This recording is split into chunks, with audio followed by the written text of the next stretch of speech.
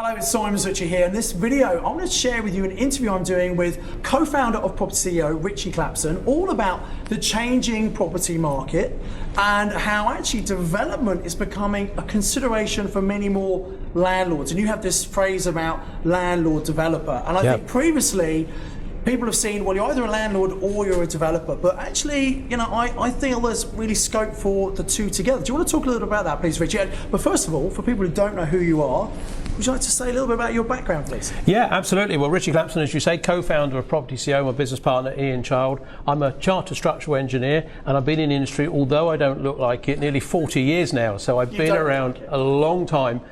Fairly high level in the industry, so I was invited by the government back in 2012 to peer review the Olympic Stadium, National Aquatics and the Velodrome, and design things like Wimbledon retracting roof. I have to say, none of that stuff made us money. It was development that made us money. Good for prestige though, right? It's good for prestige, yeah, absolutely. Exactly. That's what we did for. That's a little bit about my background. Great, excellent. And obviously I know you've got some of your clients watching, so just very quickly, in case you don't know me, I'm the founder of Property Investors Network, set up back in 2003, because there was no property networking back in the day. And actually, I built my property portfolio up very much learning on my own through trial and terror, making mistakes, learning the hard way, and I thought there's got to be a smarter way of learning from other people. And it wasn't anything, so I set up the very first networking in the UK for property investors. We called it PIN, and it's now 50 plus meetings around the UK. We had a virtual meeting for international investors who want to invest in the UK called our Global PIN, and actually I've actually sold my business, and my job is to grow PIN internationally around the world. So that's what I'm going to be focusing on.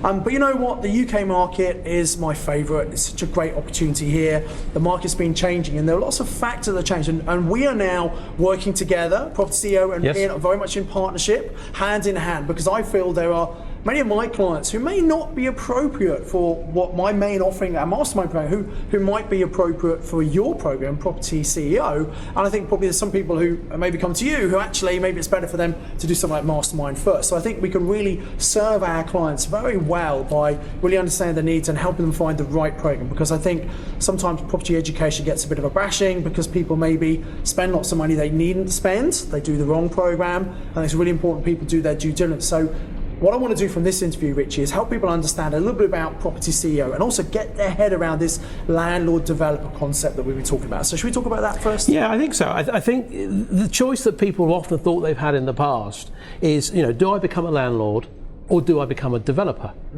But I can't do both, can I? Surely I can't do both. And development often seems very scary for people because development, we're here in a hotel and up in Birmingham, a lot of people think, oh, that's development. It's a big hotel, isn't it? No, not necessarily. We can think of things at development at a lot smaller level. In fact, we call it small scale property development. And of course, when we're thinking about buy-to-lets, people can get their head around that because most people live in a house, they live in a flat, and they think, okay, get a buy-to-let property. I can take that and I can do that up. So this sort of understanding of buy-to-lets is a lot easier. You can get your head around that. And for some people, it's absolutely appropriate, because buy-to-lets and building up a portfolio, as you well know, obviously gives you cash flow, And there's a lot of people that need that cash flow to start with. Becoming a developer yields you lumps of cash, quite significant six-figure sums of cash. So it can be quite a different model to get your head around. And I think just picking up on your point there, Simon, that trying to help people that actually need the right service. So becoming a small-scale property developer, being trained by propertyCEO is by invitation only. And the reason we do that is we do get quite a few people who actually ought to become maybe a buy-to-let landlord, get some passive income so they can get a bit of cash flow to get out of their day job. To date, prior to the partnership that we formed together, so where we know we can trust and work with students and get them the right education, we've had nowhere to send them. So it's a great opportunity now where we can say to people, our team can say to people, no, I don't think development's for you right now.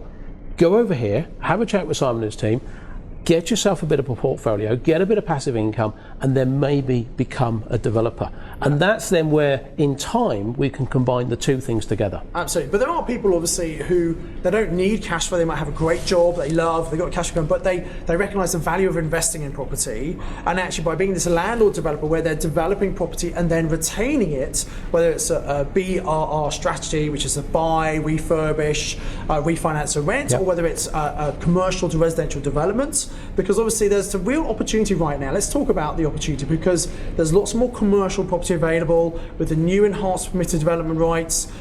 We can convert a lot more things without having to get full planning permission, and also there's lots of funding available, isn't there? Obviously, one of my businesses is Crowd Property. Yes. We fund exactly the type of developments that your clients do. Yeah, absolutely. I think times have changed, and becoming a small-scale developer, and I really want to emphasise this word small scale. So we're talking often between 5 and 20 units, okay? Yeah. 5 flats, 5 houses, up to about 20. Stick in that range. And actually, sorry, there's not a lot of competition there, is it? Because that's too small for the big developers, and your amateur investors are never going to think they could do that. So there's a real opportunity niche there, isn't there? There is. Below 5 is where the local builders will play. Yeah. And that's where you don't want to be, because they're looking at a different profitability model. Yeah. Above 20 is your regional house builders. The nationals they're not even interested. They're not interested in repurposing buildings. So a lot of people would think, well, development, that's where the Barretts, the Persimmons, the Bellways are going to come in. They're not. That's not their bag. They do new build, don't they? Greenfield sites, New brownfield build, sites. Yeah. cookie cutter model, that Yes. sort of thing. Yeah. So we're talking about development, and we're talking about that niche spot that people can get into and develop a relatively small number of units. Yeah. And because, as you say, they yield lumps of cash, and you can take that, what we find that the students that come to us, in terms of where they sit, they don't always need that cash flow. So they've either got a portfolio, but they want to build that portfolio faster. They don't want to build their portfolio any further. They want to go into commercial property. They want to go into stocks and shares, Bitcoin, or whatever it is they want to go into. They want to have this diverse portfolio.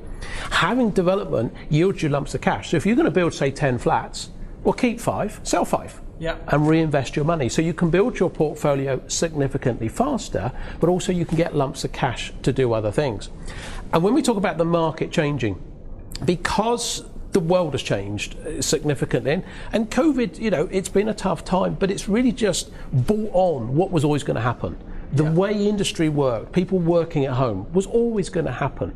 The shops, the high street, it's been dead for years. We know it's COVID's really just speeded up what was happening by 10 years, hasn't it? It has. Suddenly advanced massively. Yeah, going out and battling your way through the shops with the kids in the pouring rain just to buy a kettle, it's no fun. No. So we don't want to do that. We never did, and now the opportunity's been, isn't that we don't have to. So from our point of view as property people, those high streets, those office areas, restaurants, all those things that are really just, they've not survived because they're not profitable, okay? Yeah. They're ripe for regeneration, and we need to regenerate those areas. So we've got a whole load of stock. That's the first thing you need, that's able to be regenerated, not needed by the nationals. So local small-scale developers can do it. And the government have put in place permitted development rights to encourage small-scale developers to come in. And because we have the right to develop, we can actually get funding through people like Crowd Property. Will fund the majority of not only the purchase but the development. That's right. To help people go and do this. Yeah. So again, the funding is there, the opportunity is there. You just need to get the knowledge to know how to do it correctly. And it's not something you can just do yourself. I mean, you've been doing this 40 years. There are lots of people out there training, development, but it is a steep learning curve. It's not as basic as investment, is it? It's not. And I think the thing is, so I went to I was doing a presentation once, and I'm not a great social media fan, but I happened to look at their Facebook page the night before, and someone had said, you can Google everything you want about becoming a small-scale property developer. You don't need to pay for training. Yeah, okay, fair enough. Okay, there's stuff out there. Yeah, good luck with that. I Googled something. I Googled the night before open heart surgery. There's downloads, there's videos, there's everything, but would you let me operate on you? I said this at the meeting, and someone said, well, good God, no, you could kill me. Well, yeah, but actually, if you could make £300,000 and that would change your life. But what if you lost it? That could kill you. And so development has got so many more moving parts. There's no point trying to give it a go, because you will fall flat on your face. Yeah. And you don't need to do that. And the investment in terms of time and money that you pay to get educated by someone that's been there, you'll recoup many times over on your first project. Yeah. And I think it's a challenge, because I didn't have any property education when I started buying property back in '95, because there wasn't anything. I was using common sense and I did okay, but I also made lots of mistakes. But you can get away with that if you're doing investment property. You can't get away with that. And I think people have maybe stumbled their way through investing and they think, oh, development's going to be the same, but there are some very expensive mistakes to be made in development if you don't know what you're doing, are there? Well, of course there are, because the numbers are multiplied up. Yeah. You know, if we're doing a buy to let and we mess up the kitchen, well, at worst, maybe there's 5 or 10 grand in a kitchen. We're talking 50, 100, 200. How many people have that amount of money that they can afford to lose? No, they normally don't. And you don't need to. You know, why not understand how to do this properly and all parts of it? We have a process we teach which is called 8 pillars. And I say it's like the franchise manual. Why are Costas, Subway, McDonald's successful? Because there's a system, a plan to follow, right? 100%. We have a plan, we have a system that we teach, which is well known in the industry, and you've got to follow it. But you need all parts of it. We've occasionally had students come to us who've gone out and tried to have a go, and they've missed pillar 8. And pillar 8 is all about delivery. And they said, yeah, but I didn't realise that was important. I said, well, because you don't know what you don't know. Yeah. And I likened it to like, well, would you go and learn to drive a car and they teach you everything, but they don't tell you about the brake? So as you smack into this wall and you go back to your instructor, you said, you didn't tell me about the brake. Oh no, I didn't tell you that last bit, did I? You need all those component parts. And I think that's the thing with development. You can't miss anything out, but it's all there.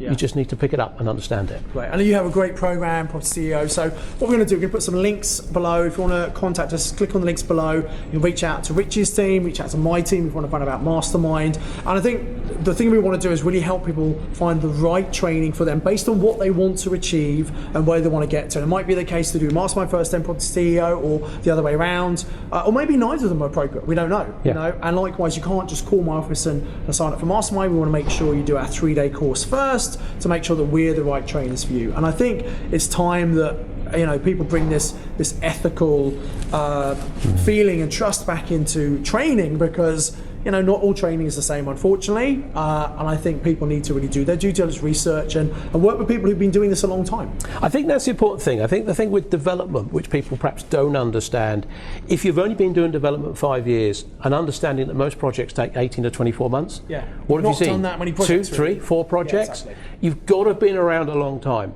And you know, to the best of my knowledge, I'm the only professionally qualified person that's actually out there teaching development that's been around 40 years. There's no one else doing that. But I think the important thing is, if people want to reach out to us, both of our teams, you know, both companies understand both of our offering, and will then try and serve you as the customer in the right place. We've always set our stall about, it's not about selling courses, it's about educating the right people if they really want to come on board and do it. And that's why, like yourself, we have an interview process. And I think that process now, and people can be comfortable that process now has an option to say, right, no, I tell you what, let me get you in touch with someone on a different team, because I think you need a slightly different bit of help. So one of the problems, Ritchie, with the education industry is that we hear stories of people who've sometimes been sold into a very expensive program, tens of thousands of pounds, and they get on and it's really not right for them. They spent their money and they can't get money back, etc. So, as I mentioned earlier, I know you have the same policy. You can't just pay to come on Mastermind Programme, you can't just pay to come on PropertyCEO. There is an interview process. And we encourage all of our clients, I know you do the same thing, to come on some training at a much lower cost. There is an investment because you need to value the information you're getting, but come on, so you can really get to decide if we are the right trainers for you or not. That's got a money back guarantee around it as well, so you're completely protected. And then you can make an informed and intelligent decision if the training's right for you. And if it isn't, no problem. If it is, great, you can then go and invest further with the confidence that you're going down the right route. And I know you do exactly the same thing, Ritchie. I think so, yeah, we do. And I think what's really important in development is a lot more difficult, as we talked about, getting your head around for people to understand development. And in the nicest way, on the 3 days that people come on with us, we try and put them off. Right. We will try and put you off for development, and because it's complicated. Yeah. And then we know at the end of those 3 days, if you're still interested, you definitely know what you're letting yourself in for. And I think that's important. And going back to the point you made, it's about also getting to know us. Are we the right people to work with you? Yeah. And the fact that if they come on the training with us, they can meet us, they can meet our team, they get to see what our business is about. And I know you operate virtually the same model. Yes, we do.